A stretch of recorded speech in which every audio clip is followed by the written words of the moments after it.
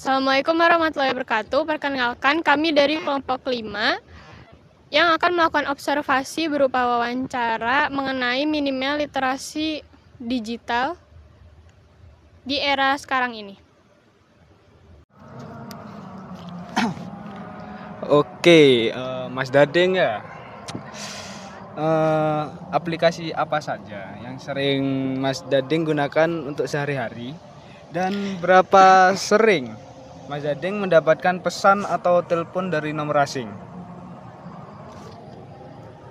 Aplikasi yang sering saya gunakan setiap hari itu WA, Instagram, TikTok, YouTube, sudah itu aja.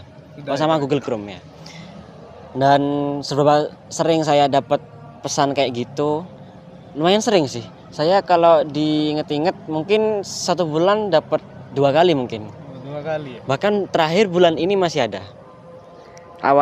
Maksudnya akhir bulan kemarin. Ini kan udah awal November.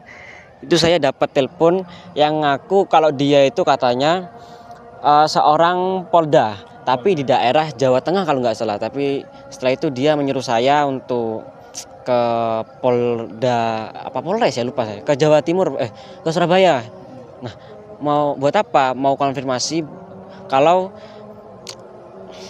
data pribadi saya ini bocor dan disalahgunakan oleh orang lain, ada namanya lah pokoknya. Nah, dia sampai menggunakan nomor polisi, terus nama kasus dan yang lain, sampai saya yakin, wah kayaknya ini beneran.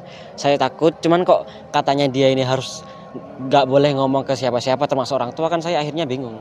Yus, daripada ruwet saya langsung ke kantor polisi aja, dan ternyata emang itu penipuan. Dan itu lewat telepon biasa. Berarti nggak ada aplikasi kayak WhatsApp gitu yang nipu? Kalau WhatsApp sih saya jarang, tapi pernah. Kalau di WhatsApp itu penipuannya lebih cenderung ke telepon atau gimana? Modusnya sama sih, telepon. Telepon. Benar. Oke. Kalau gitu cukup ya Mas Dading. Terima kasih Mas Dading. Sebelumnya dengan Mas siapa? Dengan Mas Dading Pasha Almirdas. Biasa dipanggil? Biasa dipanggil Dading. Dading. Oke, dengan pengalaman Mas Dading sejauh ini nih, kira-kira Mas Dading pernah nggak mendapatkan link phishing gitu lewat kayak WA, Instagram gitu-gitu? Saya pernah mendapatkan link phishing yang sering ini di WhatsApp sih. Di WA saya pernah dapat aplikasi, dapat kiriman dari orang, di tulisannya sih surat undangan pernikahan, tapi jelas-jelas tulisannya itu .apk, apalagi size-nya 70 MB. Itu gede banget ya? Gede banget. Ini pertanyaan selanjutnya ya.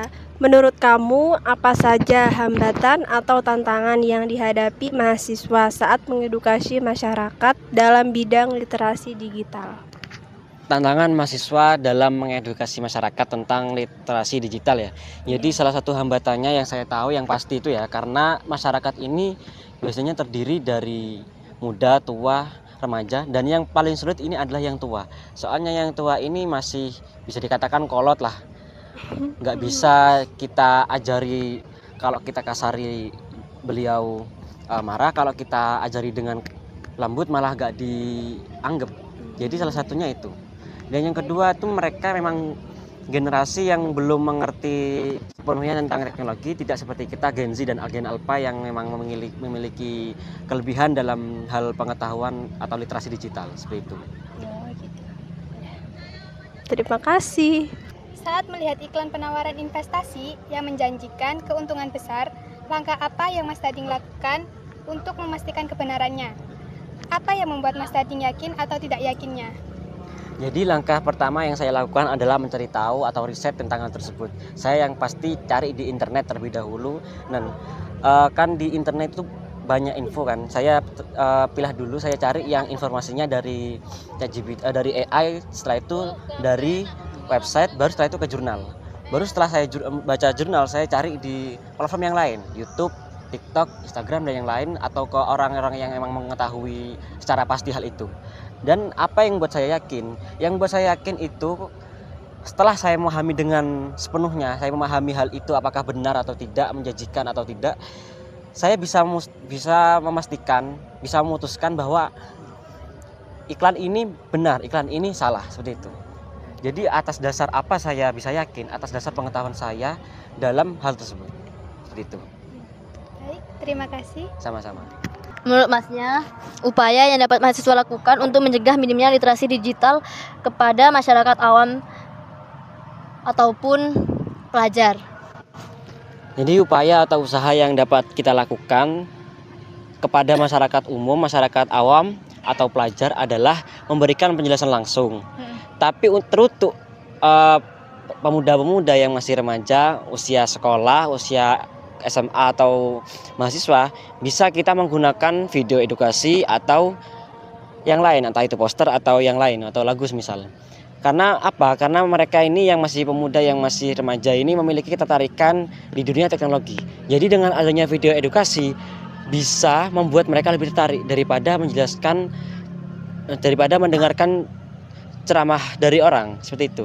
Nah, baru kalau ke orang yang lebih tua, entah itu sudah usia ibu, bapak atau yang lebih tua lagi, mereka lebih senang menggunakan penjelasan langsung.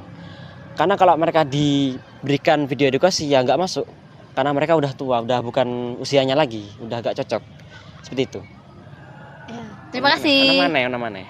Oh, ono mana? Terus iki Kak. Kamu yang iki lho ono mana? Tapi kan kita cariku. Kan tawar bisa mau. Menurut Masnya, topik penipuan apa yang paling penting untuk dibahas? Topik penipuan apa yang paling penting untuk dibahas itu investasi kripto kalau menurut saya. Kenapa? Karena itu meracuni otak pemuda-pemuda saat ini. Terutama yang nggak paham investasi itu apa.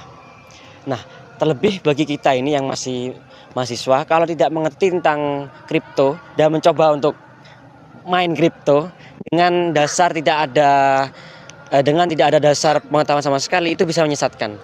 Seperti itu. Kenapa kok harus kripto yang paling penting dibahas? Karena kripto ini iklannya itu apa bahasanya ya? Sangat menggoda lah kalau buat kita. Seperti itu. Baik, terima kasih. Sama-sama.